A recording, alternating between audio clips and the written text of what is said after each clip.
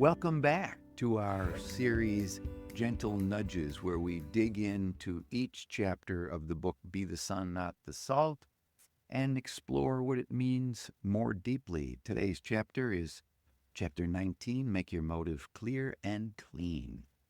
My favorite call out in this chapter is the one, and I use this all the time, say what you mean and mean what you say, but don't say it mean. And that's the first part of being the motive being clear and clean. And the thing about make your motive clear and clean is you have to look inside to discover for yourself, why am I about to say or do whatever the thing is? Mm-hmm. And whether you can say it out loud, hey, listen, I just want to make sure you understand what I was trying to say earlier is a, no, I want to make sure you understand it. It's not, I think you didn't hear it right, so I'm going to say it in a way that's not exactly what I mean. And that's the part that it takes a little bit of inner work. I love doing it because oftentimes I'll not say something I'm about to say because it's, my motive isn't clean. I'm a little irritated and I want to say it in a way that makes them feel just a smidgen bad, passive aggressively. I Yeah. don't do it a lot, but just enough to go, no, don't do that. Well, I think that's the part you and I were just talking about earlier today was, this is about, the work is about me, us. It is not about the other person. So if your motive has something to do with trying to make the other person feel a certain way negatively, then that clearly is not a nice motive.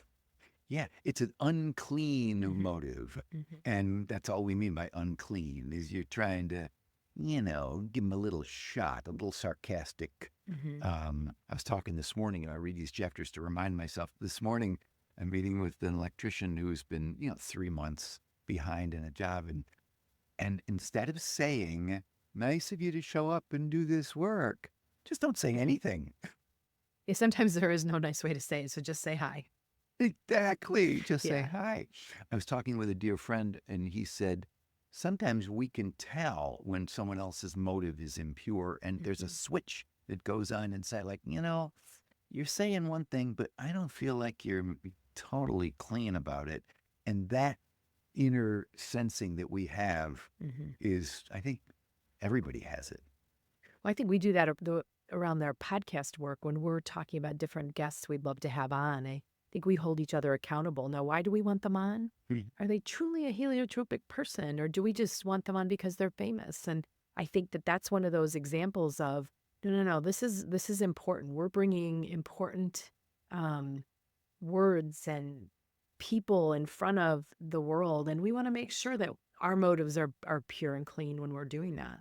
Exactly. Literally, I was talking about this particular guest, and he said, well, why are you asking him to be on? And it had to be, no, because his work would help a ton of Hmm. people, not because of his fame. So I think Right. that's exactly right.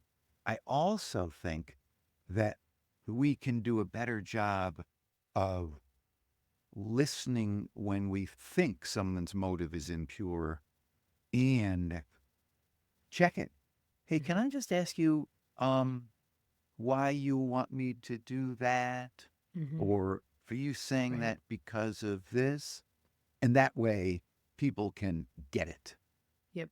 I mean, the suspicion, I think one of the, sometimes if I feel like I'm trying to save someone's feelings, or I'm trying to beat around the bush a little because I'm trying to make it a nice way, and that just even people sensing that can make the rest of it not feel like a trustworthy, interaction. And I think that's been really important for me to understand. Right on. I mean, the whole beating around the bush business is like, why are you doing that? Hmm. Well, I didn't. And don't just say what you want to say. That's back to what you said at the beginning. Say what you mean what you say, and don't say it mean. It's simple enough for us to keep practicing that. Right. And I think there's a Gandhi quote that's in this chapter that's really important to remember, because it says the moment there's suspicion about a person's motives, everything he does becomes tainted. And you can see it sometimes in meetings. And I think about it from a work perspective often. The minute you start to kind of go, what's that guy up to? Or what's that woman? It can taint the rest of the meeting, and you don't want to be Hmm. that person. So again, the work is about me. I want to make sure that when I'm in a group setting, that I'm always putting my best foot forward, so that it doesn't taint any part of the discussion.